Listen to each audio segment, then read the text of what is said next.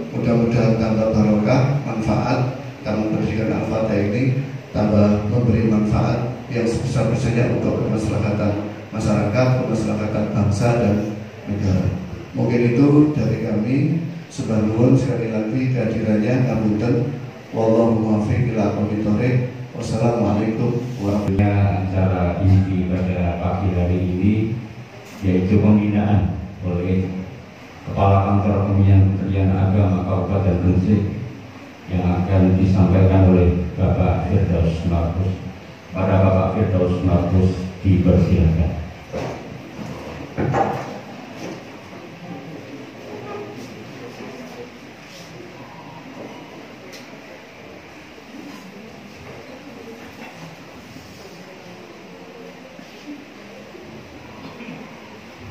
Bismillahirrahmanirrahim. Assalamualaikum warahmatullahi wabarakatuh.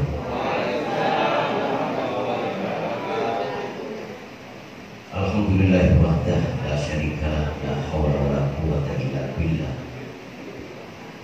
Amma ba'd, yang sama-sama kita hormati, kita muliakan, kita tertinggi para alim, para ulama, para kiai, bunyai, mobil khusus Gus Atok.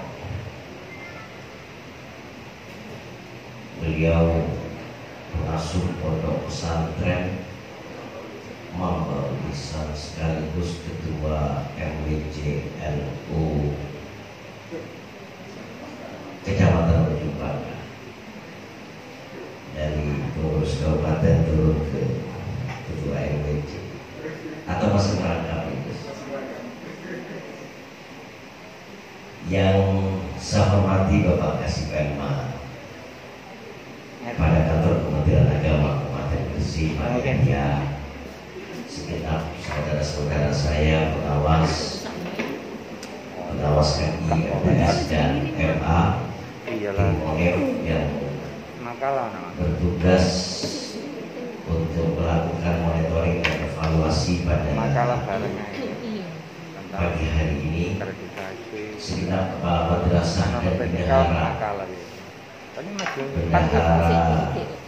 madrasah,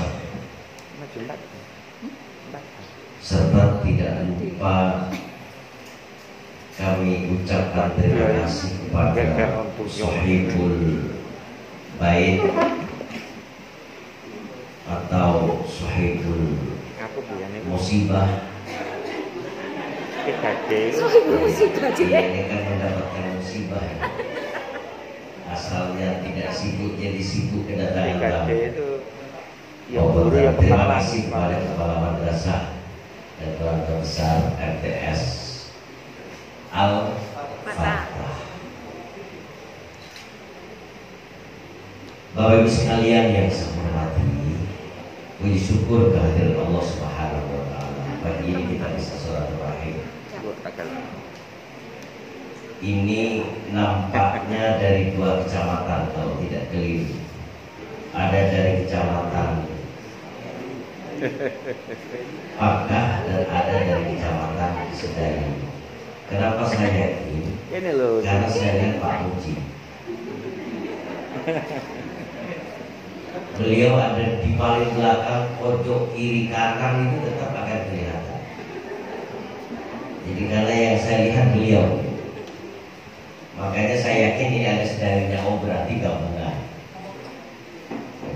Saya ucapkan terima kasih teman-teman Sedayu. Agak jauh ini nampaknya di sini.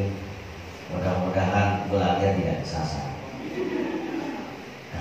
Saya lihat Pak Muji tadi awalnya berarti gabungan, jadi saja. Karena panitia lupa kalau memberitahu saya kalau gabungan. Ini feeling saja. Ternyata benar. Sholawat serta salam semoga tetap tercurahkan ke hariban baginda Rasulullah Muhammad Sallallahu Alaihi Wasallam. Bapak Ibu sekalian, Ustadz dan Ustadzah yang saya hormati dan saya banggakan, pertama yang ingin kami sampaikan ucapan terima kasih pengabdiannya kepada pendidikan, mobil khusus madrasah. Madrasah kita pelan tapi pasti nampaknya terus mengalami perbaikan mutu dan kualitas. Kompetisi jalan dengan baik. Saya ucapkan terima kasih semuanya. Di era pandemi betapa sulitnya guru mendidik anak agar anak-anak tetap belajar, tapi tetap dilaksanakan walaupun tersiok-siok, walaupun tidak maksimal. Pandemi ini sudah hampir 2 tahun. Artinya anak-anak ini tidak maksimal kita ajari selama 2 tahun. Dan ini nampaknya akan mengalami persoalan psikologis dan kemampuan anak, termasuk persoalan di pengajar. Karena nampaknya ada pengaruh pada Bapak Ibu guru. Bapak Ibu guru kita malah lancar. Kedisiplinannya menjadi kurang. Karena sudah kami terbiasa ngajar sambil lalu, terbiasa ngajar kurang serius di depan kelas, akhirnya mengalami penurunan semangat. Kalau gurunya kurang semangat, muridnya kurang semangat, nanti ini sama-sama bahaya. Kalau bahasa kami biasanya kami sering sampaikan, berhati-hati terhadap generasi sekarang ini, terhadap anak-anak yang kita ajar, apakah itu MI, MTS, MA, karena ini berpotensi lost generation. Anak-anak kita ini menjadi anak-anak yang, mohon maaf, kalau kita tidak bekerja agak cepat dan agak keras, akan terjadi lost generation, akan terjadi kekosongan generasi, yaitu terciptanya anak-anak yang dalam tanda petik kurang pintar, atau lebih kasar sedikit on. Ya, pakai tanda petik saya tadi. Maksudnya bukan itu semua. Oleh karena itu saya mohon kepada kepala madrasah agar mensiasati betul berkaitan dengan kompetensi anak didik kita, karena ini bahaya, lost generation ini bahaya. Era saat ini jangan bangga-bangga, nanti dia 10-20 tahun yang akan datang dia akan memimpin Indonesia, dan kalau kondisinya dia dalam tanda petik agak on karena kita tidak melakukan percepatan, maka bangsa ini juga akan mundur berapa waktu atau berapa tahun, berapa masa. Ini yang kami khawatirkan. Kami coba sampling ketika kemarin AMBK. Alhamdulillah Gresik belum masuk di antara 1000 madrasah yang senasional. Belum. Mudah-mudahan tahun depan kalau ada perbaikan, mudah-mudahan di Gresik masuk nilai terbaik AMBK nasional. Amin. Saat ini masih belum. Makanya saya minta tolong ini juga difokuskan, karena itu ternyata dipublish luar biasa. Dan 12 dari 63 madrasah aliyah misalkan se-Indonesia itu kita mendapatkan 12 yang ada di level 1000. Nah, mudah-mudahan nanti ke depan bisa masuk di minimal 1000 ini Indonesia itu belum banyak.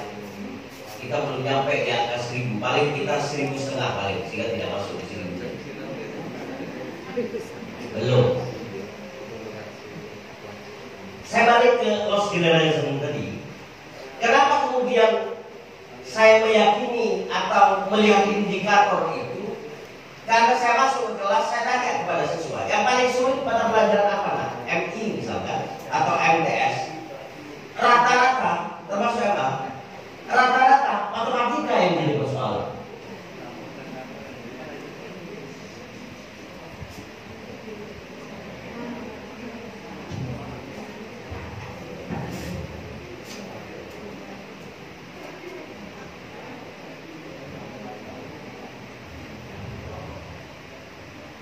Matematika yang jadi persoalan. Maka guru matematika saya minta tolong diberi cara untuk bagaimana mempersatukan ini.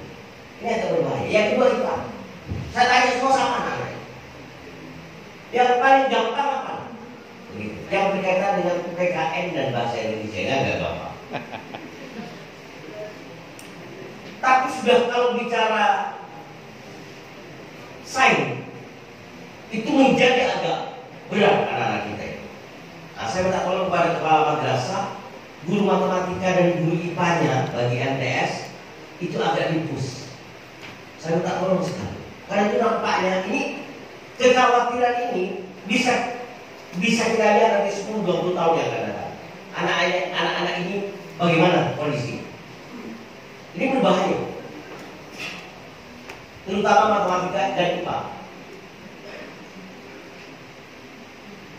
Ini tanggung jawab siapa? Tanggung jawab kita semua. Bukan hanya tanggung jawab kepala madrasah. Ini tanggung jawab kita semua. Makanya saya ingatkan kepada teman-teman madrasah, yakni kepala madrasah, agar betul-betul memperhatikan ini. Saya khawatir consideration itu akan terjadi kalau kita lalai. Ini sudah bicara dalam konteks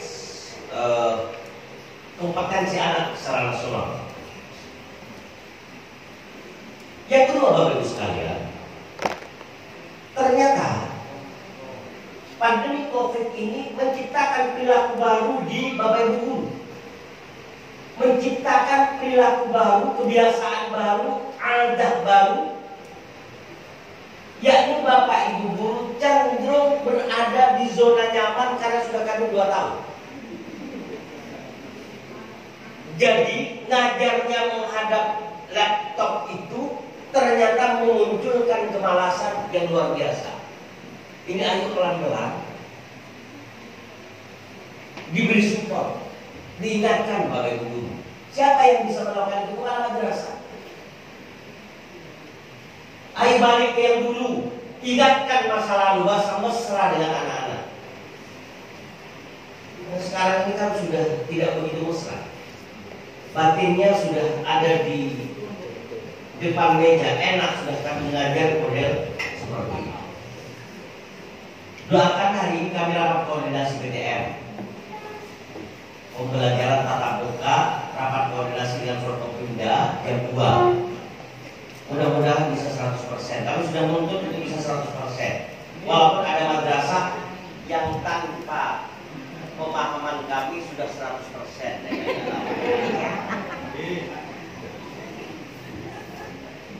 Ya kami kan harus sampaikan apa adanya.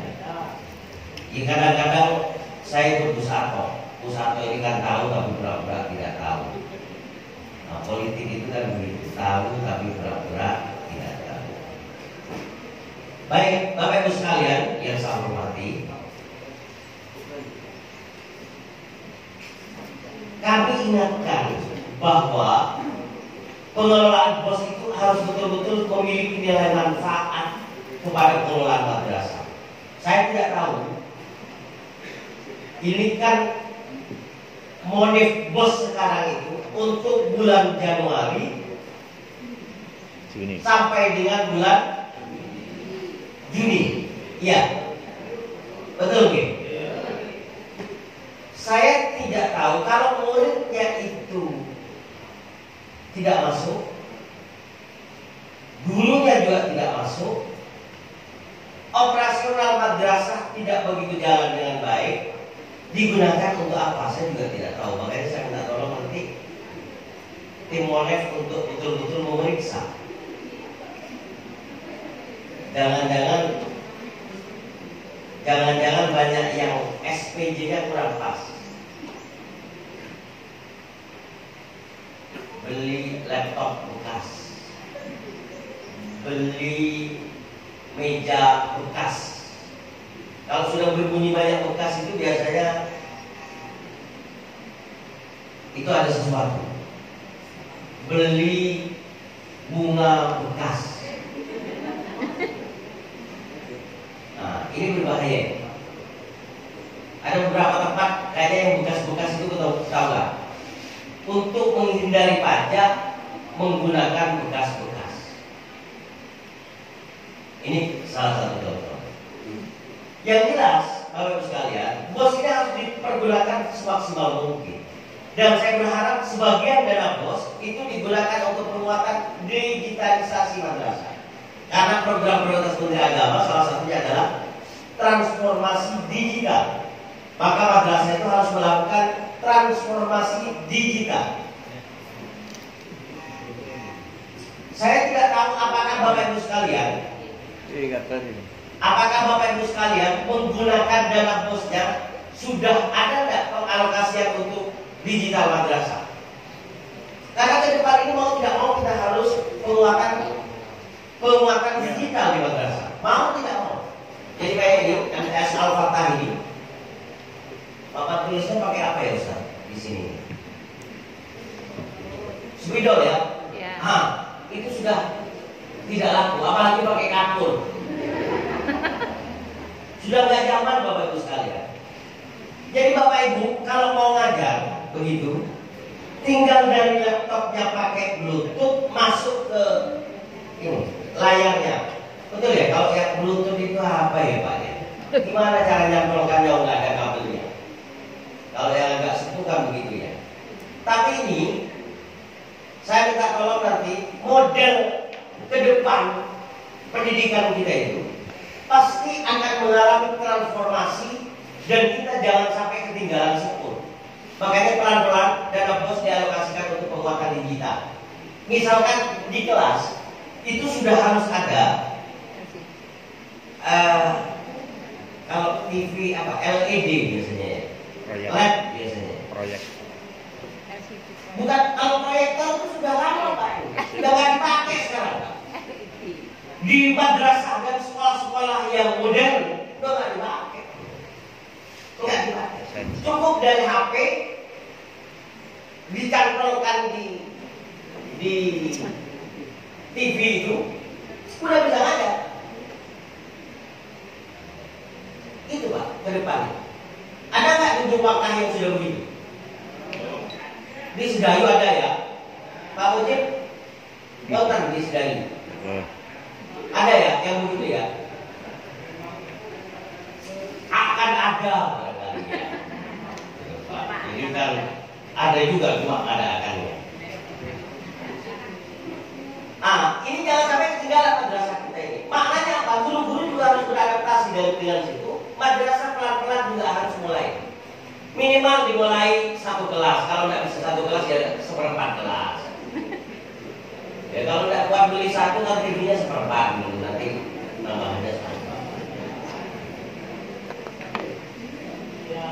Ini saya minta tolong bagi madrasah-madrasah yang ini kualifikasinya sudah agak bagus saya lihat karena muridnya banyak. Sebagian anggaran dana bosnya saya minta tolong untuk penguatan digital madrasah. Karena ini sangat penting Bapak Ibu sekalian. Saya ingatkan dari awal biar kita tidak terlambat naik sepur. Kalau perlu kita di belakangnya gerbong biar enak, goyangannya tidak begitu dahsyat. Jadi jangan di belakang gerbong menggandol. Jangan. Madrasah ini biasanya di belakang gerbong. Kita coba untuk ada di depan. Kita mulai madrasah kita itu betul-betul madrasah yang tidak ketinggalan sepur, tidak ketinggalan zaman. Pelan-pelan, misalkan berapa dialokasikan. Ke depan pengelolaan madrasah itu harus digital. Perpustakaan digital, laboratorium digital, pengelolaan keuangan digital, absensi digital, semuanya begitu. Era ini tidak bisa dilawan. Mau melawan itu tidak bisa. Karena ini tuntunan zaman. Nggak bisa dilawan.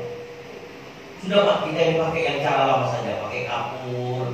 Anak-anaknya kalau misalkan dihafal disuruh hafalkan, kalau udah hafal disuruh berdiri kayak murid.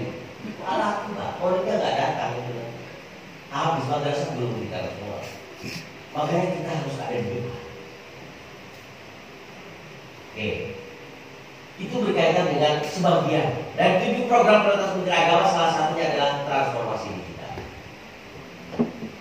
Jadi 7 prioritas Menteri Agama itu yang pertama adalah ini karena ada bendahara atau bendahara tidak paham. Penguatan moderasi beragama harus ada di konten Bapak Ibu guru harus ada moderasi beragama. Hatta mata pelajaran matematika. Jadi bagaimana matematika memasukkan konten moderasi beragama? dimasukkan di dalam konten materialnya. Yang kedua, transformasi digital, harus melakukan proses transformasi digital. Yang ketiga, kemandirian pesantren, pesantren mandiri nanti kemudian undang-undang pesantren. Yang selanjutnya, revitalisasi KUA. Terus ini yang berkaitan dengan guru, di Kementerian Agama sudah dibuka yang dimaksud perguruan tinggi Cyber Islamic University. Itu kayak UT-nya, kalau UT itu miliknya Diknas, ini kayak UT-nya Diknas itu tapi miliknya Kementerian Agama, Islamic Cyber University. Kalau sekolah S1, sekolah S2 di sini tempatnya, modelnya kayak UT. Kementerian Agama, Musyawarah ini yang membidangi berdirinya Islamic Cyber University. Kemudian tahun 2022 itu tahun toleransi. Yang ketujuh, religiusitas indeks. Jadi indeks keagamaan, Bapak Ibu sekalian, harus dinaikkan. Kesalehan sosialnya harus dinaikkan. Rasa persaudaraannya harus dinaikkan. Indeksnya. Itu 7 program. Makanya saya minta tolong dana pos sebagian digunakan untuk alokasi transformasi digital. Saya kembali ke Monef, karena ini yang inti sesungguhnya kan Monef. Bapak Ibu sekalian, kenapa harus di Monef? Itu di Juknis sudah berbunyi bahwa atasan langsung wajib melakukan monitoring dan evaluasi kepada madrasah pengelola dana bos. Atasan langsungnya tentu adalah Kementerian Agama. Wajib melakukan Monef. Kalau nggak melakukan Monef salah. Dan sesungguhnya harus datang ke madrasah-madrasah. Tapi kalau datang ke madrasah-madrasah satu-satu, nampaknya tidak mungkin. Madrasahnya yang remuk, ia tukang Monefnya remuk. Begitu kira-kira. Sehingga cara ini, cara alternatif. Besok-besok barangkali tidak harus datang, cukup dengan Zoom. Sehingga bosnya juga dengan Zoom. Jadi uangnya cairnya dengan Zoom, Monefnya dengan Zoom. Ya, orang-orang semua begitu. Itu gitu. Itu yang saya menyampaikan. Ada 2 periode Januari sampai dengan Juni, periode Juli sampai dengan Desember. Ini yang harus dimonef. Kenapa harus dimonef? Karena Bapak Ibu sekalian, Bapak Ibu kepala madrasah dan bendahara bukan malaikat, sehingga harus dipantau. Karena bukan malaikat. Cuma saya minta tolong kepada kepala madrasah dan bendahara, kalau nanti dilihat kurang pas tidak sesuai dengan Juknis, saya minta tolong untuk tidak usah marah-marah. Jadi diterima saja. Karena ini hanya melihat kalau kurang pas disuruh diperbaiki. Gitu gitu. Tidak ada akibat apapun. Kalau Bapak Ibu sekalian ragu yang dilakukan tidak sesuai dengan Juknis bos, saya minta tolong Bapak Ibu sekalian tanya kepada yang memonef apakah SPJ saya sudah benar. Gitu gitu. Kalau ragu. Kenapa? Karena biasanya Bapak Ibu sekalian, kepala madrasah yang punya tanggung jawab untuk bos ini, untuk pengelolaan dana bos siapa? Kepala sekolah. Kepala madrasah ya. Dibiasakan kepala madrasah. Kalau sekolah itu SMP, SMA, SD itu sekolah. Kalau ini madrasah, sekolah madrasah ini sekolah-sekolah. Karena alamat terusat itu sekolah. Yang punya tanggung jawab siapa? Kepala madrasah. Oke. Oleh karena itu kepala madrasah wajib hukumnya paham Juknis pengelolaan dana bos. Betul? Wajib paham, gitu. Yang merasa paham adalah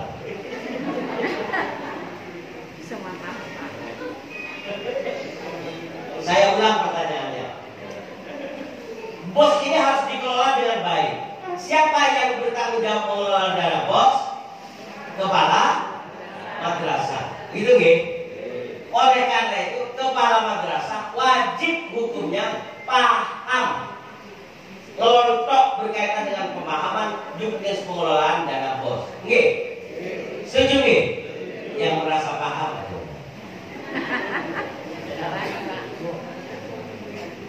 Lu kok terus tangannya disimpan semua? Saya paling paham juknis bos. Ada? Pak Muji, Pak. Pak Muji? Ada tangan Pak Muji? Jadi saya minta tolong, ini belum terlambat, karena belajar itu tidak ada kata terlambat. Monggo dilihat lagi juknis dan dipelajari, karena siapa tahu kebiasaan kita yang memasrahkan pada bendahara lupa.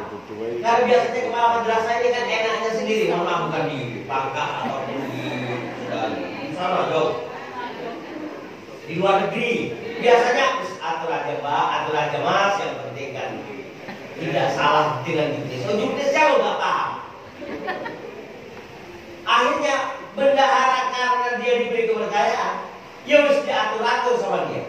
Karena dia mikirnya sendirian, ya kadang-kadang luput, tidak dikoreksi oleh kepala madrasah. Akhirnya menjadi temuan, harus mengembalikan, pusing lagi kepala madrasah. Makanya saya minta tolong kepala madrasah mantau dengan memahami juknis. Oke? Yang belum belajar dan belum paham tentang juknis, saya minta tolong segera bertaubat. Bertaubat untuk belajar maksud kami. Paham maksud saya nih? Jadi itu bukan tiap malam Jumat dikasih minyak. Ini juknis bos itu untuk dibaca dan dipelajari. Kemudian implementasinya. Karena persyaratan bos itu di dalam melaksanakan bos itu harus minimal 3 tertib. Tertib perencanaan, tertib pelaksanaan atau penggunaan, dan tertib laporan pertanggungjawaban (LPJ). Tertib, selain tertib waktu dan lain-lain. Perencanaan ini RKM-nya sudah menggunakan ERKM. Ada yang belum, ada yang sudah ya. Begitu banyaknya ya. Ada yang belum ya. Kemarin pelatihan belum. Tidak semua ya. Iya, tidak semua. Oke. Ya RKM. Sebelum bikin RKM biasanya bikin apa Bapak Ibu sekalian? EDM. Yang punya EDM dan bikinan sendiri aja enggak? Ada nggak? Enggak berani juga ya. Karena kopi paste Pak, pasti kopi Pak. Sampai lupa kadang-kadang nama kepala madrasahnya tidak dirubah, ditandatangani jadi sampel juga. Padahal namanya beda. Kadang-kadang saya bukan di sini, bukan di Sedayu bukan. Jauh. EDM-nya harus dibikin dulu baru bikin RKM. RKM-nya bikin sendiri enggak? Oh iya, bikin sendiri. Print sendiri gitu. Tapi kopnya lupa kalau kopnya itu miliknya madrasah lain. Ya, ada saja yang begitu. Jadi merubah kop aja udah sempat. Ini terlalu jujur dan terlalu memahami apa yang dimaksud amati, tiru, modifikasi ya. Yang dilakukan hanya amati dan tiru. Amati kadang-kadang tidak begitu diamati, sehingga ya sama persis dengan yang diadakan. Kopnya ya masih kopnya lembaga lain, nama kepalanya juga nama lembaga lain.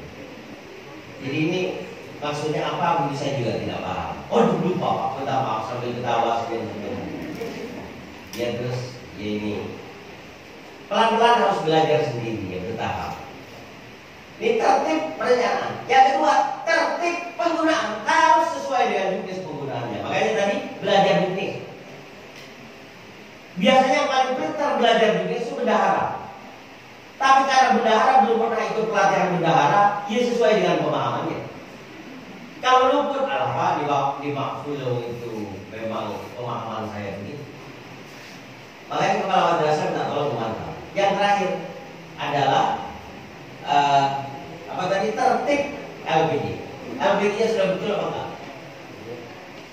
Insya Allah betul. Yang merasa paling betul adalah tangan. Enggak masuk paling Pak. Tak cek sendiri nanti. Khusus, udah kalau ada acara dengan Pak Bupati saya tidak akan dulu. Tak, kalau ada yang ngajak tangan, kebetulan satu orang. Kalau semua ya saya pusing, berarti bagus semua. Saya tinggal lihat nanti berita acaranya. Nanti Bapak Ibu sekalian akan ada berita acara yang ditandatangani kepala madrasah bahwa sudah dimolef apa? Ini bukti bahwa kita melakukan monef. Baik, Bapak sekalian, saya atas nama pribadi dan atas nama lembaga mengucapkan minta maaf kalau kemudian di tengah pandemi ini kita harus bertemu dengan agak banyak orang ini, tapi tetap kita harus jaga protokol kesehatan. Mudah-mudahan pandemi COVID ini segera berakhir dan ini sudah mulai betul-betul melandai dengan lengah. Ayo kita tetap berhati-hati dan waspada, jangan lupa berdoa. Karena sesuatu hal yang terjadi di muka bumi itu karena Allah dan karena kehendak Allah. Tidak mungkin terjadi kalau Allah tidak berkehendak. Dan yakinlah bahwa itu adalah sebuah kebenaran dan pasti pandemi ini ada hikmahnya bagi umat yang beriman. Kurang lebihnya mohon maaf, hadirin Allah ya wa ya kuat. Cukup ya? Kalau cukup Bapak Ibu sekalian, nanti di sini saya geser, tak apa-apa geser datang dulu ya. Takut Pak Mudin ngamuk nanti kan saya jadi pusing. Saya didatangi Pak Mudin, saya enak langsung geser. Saya di sini sampai siang, kan pusing saya. Insya Allah enggak, beliau senior kami dan Insya Allah saya hormati beliau sebagai senior dan semua senior-senior yang ada di sini. Kami mohon kemenangan bersih didoakan, kami didoakan agar tetap dalam real perjuangan lillahi kalimatillah dan menjalankan amanah konstitusi, amanah undang-undang dalam rangka untuk pengabdian kepada bangsa dan negara. Saya akhiri, Allahumma taufiq ila aqwamit